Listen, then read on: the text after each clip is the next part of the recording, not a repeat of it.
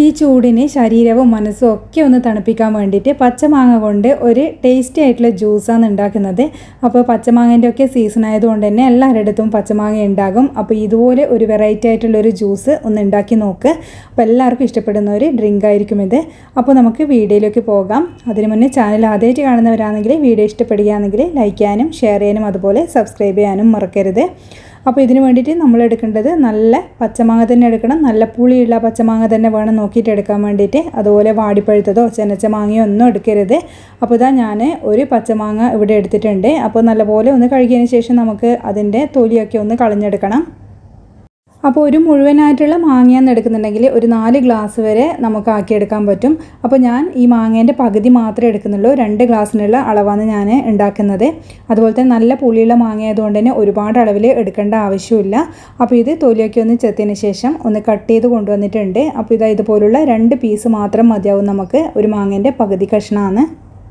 ഇനിയിപ്പോൾ നമ്മൾ മിക്സിയിൽ ഇട്ടിട്ട് ഒന്ന് അരച്ചെടുക്കുക ചെയ്യുന്നത്. അതിന് വേണ്ടിയിട്ട് എളുപ്പത്തിന് വേണ്ടിയിട്ട് നമ്മൾ ഇതുപോലെ ചെറിയ പീസായിട്ട് ഒന്നുകൂടി കട്ട് ചെയ്ത് വെക്കുന്നുണ്ട്. ഇനി നമുക്കിതിലേക്ക് കുറച്ച് ഇൻഗ്രീഡിയൻസും കൂടി ചേർക്കാനുണ്ട് നല്ലൊരു ടേസ്റ്റ് കിട്ടാൻ വേണ്ടിയിട്ട്. അതായത് ഞാൻ എടുക്കുന്നത് ഒരു ചെറിയ കഷ്ണം ഇഞ്ചിയാണ്. അപ്പോൾ തൊലിയൊക്കെ കളഞ്ഞതിന് ശേഷം നമുക്കതിലേക്ക് ഇട്ട് കൊടുക്കാം. അതുപോലെ തന്നെ പിന്നെ നമുക്ക് വേണ്ടുന്നത് പുതിനേൻ്റെ ഇലയാണ്. അത് ഒരു 2 ടേബിൾ സ്പൂൺ പുതിനേൻ്റെ ഇല എടുക്കുന്നുണ്ട്. അതുപോലെ തന്നെ ഒരു പച്ചമുളകും എടുക്കുന്നുണ്ട്. പച്ചമുളകിന് പകരം കാന്താരി ഉണ്ടെങ്കിൽ അതെടുത്താൽ മതി. അതാണ് നല്ല ടേസ്റ്റ് കൂടുതൽ കിട്ടുന്നത്. അപ്പോൾ കാന്താരി ഉണ്ടെങ്കിൽ ഒരു 2 എണ്ണമൊക്കെ എടുക്കാം. ഇനിയിപ്പോൾ ഇത് മിക്സീൻ്റെ ജാറിലേക്ക് ഇട്ട് കൊടുക്കുന്നുണ്ട്. നമ്മൾ കട്ട് ചെയ്ത് വെച്ച മാങ്ങയും അതുപോലെ ഇഞ്ചിയും പച്ചമുളകും പുതിനയും ഒക്കെ നമുക്ക് ഇതിലേക്കൊന്ന് ഇട്ട് കൊടുക്കാം. ഇനി ഇതിലേക്ക് നമുക്ക് ഒരു 1/2 ടീസ്പൂൺ ഉപ്പ് ചേർത്ത് കൊടുക്കാം. അതുപോലെ തന്നെ കുറച്ച് പഞ്ചസാരയും ചേർത്ത് കൊടുക്കുന്നുണ്ട്. അപ്പോൾ ഉപ്പും പഞ്ചസാരയും അതുപോലെ മാങ്ങേൻ്റെ പുളിയും ഒക്കെ ഉണ്ടാകുമ്പോൾ നല്ല ടേസ്റ്റാണ്. അപ്പോൾ ഇത് രണ്ടും നിങ്ങൾ ചേർക്കണം. ഉപ്പും പഞ്ചസാരയും ഒക്കെ ചേർക്കണം. അപ്പോൾ ഇതിൽ ഞാൻ 2-3 ടീസ്പൂൺ പഞ്ചസാര ചേർക്കുന്നുണ്ട്. ഇനിയിപ്പോൾ വേണമെങ്കിൽ നമുക്ക് അരച്ച് നോക്കിയിട്ട് മധുരത്തിന് പിന്നെ വേണമെങ്കിൽ ചേർത്ത് കൊടുത്താൽ മതി.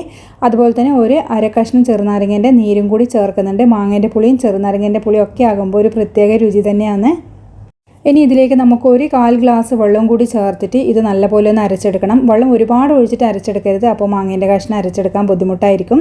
അപ്പോൾ ഞാനിത് ഒന്ന് അരച്ചുകൊണ്ട് വന്നിട്ടുണ്ട്. ഇനി നമുക്ക് മാങ്ങേൻ്റെ ചെറിയ ചെറിയ കഷ്ണങ്ങളൊക്കെ അതിലുണ്ടാകും. അപ്പോൾ അതുകൊണ്ട് നമുക്ക് ചെറിയൊരു അരിപ്പയിൽ ഇങ്ങനെ ഇത് ഒന്ന് അരിച്ചെടുക്കാം.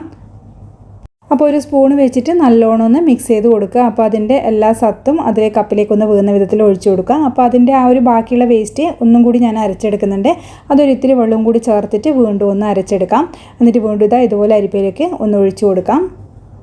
അപ്പോൾ ഇത്രയേ ഉള്ളൂ കേട്ടോ നമ്മളെ ടേസ്റ്റി ആയിട്ടുള്ള അടിപൊളിയായിട്ടുള്ള നമ്മളെ മാങ്ങ ജ്യൂസ് ഇവിടെ റെഡി ആയിട്ടുണ്ട്. അപ്പോൾ ഇതെല്ലാം ഒരു സ്പൂൺ വെച്ചിട്ട് നല്ലപോലെ ഒന്ന് വീണ്ടും ഒന്ന് മിക്സ് ചെയ്ത് കൊടുക്കാം.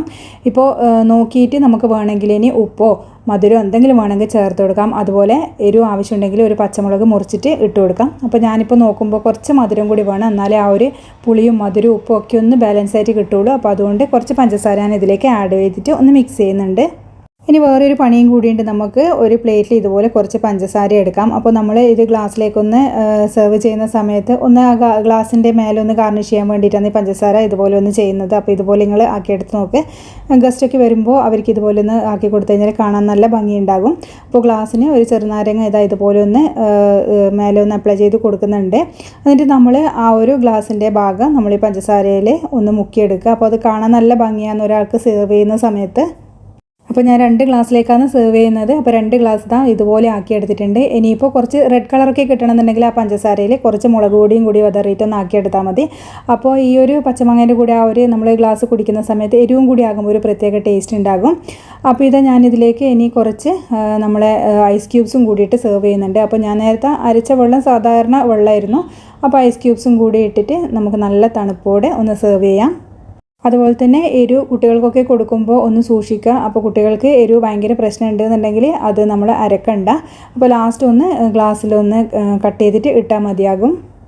അപ്പോൾ ഈ ഒരു ചൂടിന് നല്ല പോലെ മനസ്സും ശരീരവും ഒക്കെ തണുപ്പിക്കാൻ പറ്റുന്ന ഒരു പച്ചമാങ്ങ വെച്ചിട്ടുള്ളൊരു ഡ്രിങ്കാണിത്. അപ്പോൾ പച്ചമാങ്ങ എന്തായാലും എല്ലാവരും വീട്ടിലുണ്ടാവില്ലേ. അപ്പോൾ എല്ലാവരും ഇതൊന്ന് ട്രൈ ചെയ്ത് നോക്കുക. വളരെ ടേസ്റ്റിയും അതുപോലെ വളരെ ഹെൽത്തി ആയിട്ടുള്ളൊരു ഡ്രിങ്കാണ്.